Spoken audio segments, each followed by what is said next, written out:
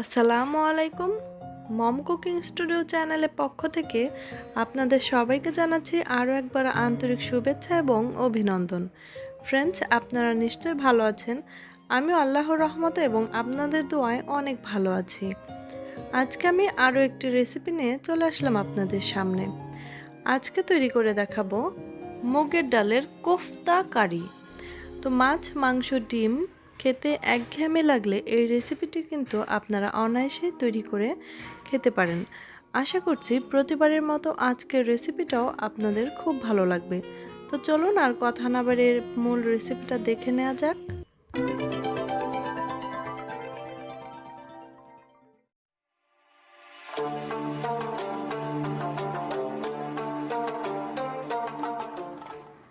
এক কাপ পরিমাণ মুগ ডালকে আমি কিছুক্ষণ ভিজিয়ে রেখেছিলাম। এবার এটাকে ধুয়ে ঝরিয়ে নিয়েছি পানিটা, আর দিয়ে দিচ্ছি আদা টুকরো করে ছিলে নিয়েছি, আর দিয়ে দিচ্ছি রসুন। তো এইগুলো সাথে আমি দিয়ে দিচ্ছি মরিচটা আপনারা ঝাল বুঝে ব্যবহার করবেন। তো এটাকে আমি ব্লেন্ড করে নেব। আর এদিকে আছে টমেটো।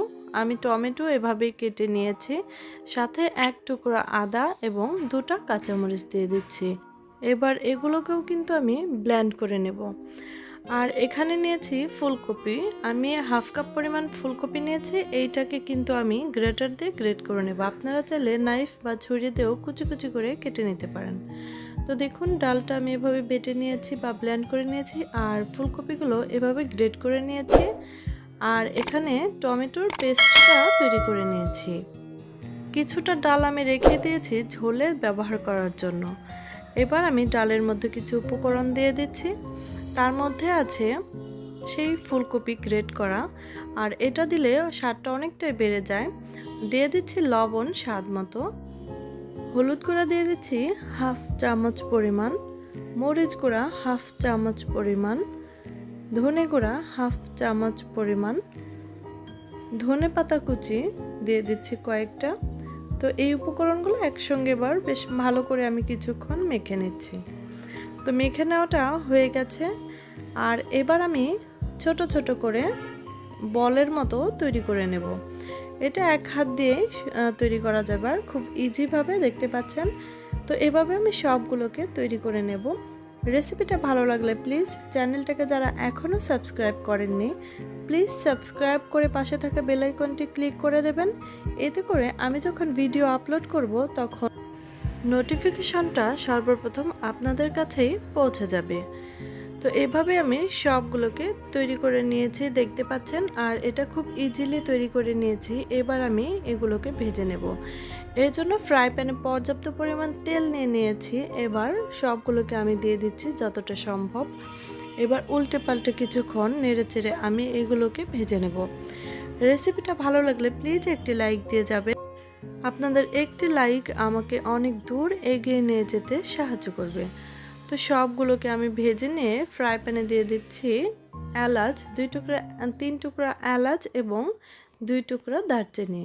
কিছুক্ষণ ভেজে নিয়ে দিয়ে দিচ্ছি 1 চামচ পরিমাণ জিরে। তো জিরাটা আমি ভেজে নিয়েছি। এবার হাফ কাপ পরিমাণ পেঁয়াজ দিয়ে বেশ ভালো করে আমি ভেজে ব্রাউন কালার করে নেব। ব্রাউন কালার করে নেওয়ার পর আমি এখানে দিয়ে দিলাম টমেটো পেস্ট। তো এটাকে বেশ কিছুক্ষণ ভেজে নিয়েছি। এবার 1 চামচ হলুদ গুঁড়া, 1 চামচ মরিচ গুঁড়া, 1 চামচ ধনে গুঁড়া, 1 চামচ জিরে গুঁড়া দিয়ে আরও কিছুক্ষণ আমি কষিয়ে নেব। তো কষিয়ে নেওয়ার পর দিয়ে দেব এখানে সেই ডাল। আমি 2 টেবিল চামচ পরিমাণ ডাল দিয়ে একটু পানি দিয়ে তারপর কষিয়ে নিচ্ছি। আর এই কষানোটা কিন্তু খুব ভালোভাবে কষিয়ে নিতে হবে সময় নিয়ে। তো দিয়ে দিচ্ছি লবণ স্বাদ মতো। এবার বেশ ভালো করেই কিন্তু আমি কষিয়ে নিয়েছি। দিয়ে দিলাম সামান্য পানি ঝোল নেওয়ার জন্য। আমি যেহেতু কম ঝোল রাখবো, এজন্য পানিটাও কম দিলাম। তো আপনারা চাইলে কম বেশি করে নিতে পারেন। দিয়ে দিচ্ছি অল্প কিছু ধনেপাতা, জাস্ট একটু ফ্লেভারের জন্য। এবার একটি বলক তুলে নেব। এই যে বলক চলে এসছে, দেখতে পাচ্ছেন। আচ্ছা, এখন আমি সেই কোফতাগুলো বা বড়াগুলো দিয়ে দিচ্ছি। দিয়ে একটু নেড়েচেড়ে ঢাকনা দিয়ে ঢেকে রেখে দেব লো আঁচে 10 মিনিট। তো 10 মিনিট রান্না করার পর আমি ফিরে আসছি। 10 মিনিট রান্না করার পর দেখুন ঝোলটা অনেকটা আঠালো হয়ে গেছে। আমি যখন সার্ভ করব তখন কিন্তু ঝোলটা আরও আঠালো হয়ে যাবে। তো এবার আমি চুলাটা বন্ধ করে সার্ভ করছি। দেখুন ঝটপট একটি রেসিপি তৈরি করে ফেলাম। এটা খেতে অসাধারণ লাগে। আপনারা এটা ভাত, রুটি এবং পোলাওর সাথেও কিন্তু সার্ভ করতে পারেন। আশা করছি আজকের রেসিপিটাও আপনাদের ভালো লেগেছে। আজকের রেসিপিটা যদি ভালো লেগে থাকে তাহলে অবশ্যই একটি লাইক দিয়ে যাবেন, শেয়ার করবেন এবং কমেন্ট করে আমাকে জানাবেন। আজকের মতো এখানে বিদায় নিচ্ছি। অন্য কোনো রেসিপি নিয়ে আবার আমি চলে আসবো আপনাদের সামনে। সেই পর্যন্ত আপনারা খুব ভালো থাকবেন। আমার জন্য এবং আমার পরিবারের জন্য কিন্তু অবশ্যই দোয়া করবেন। আল্লাহ হাফেজ।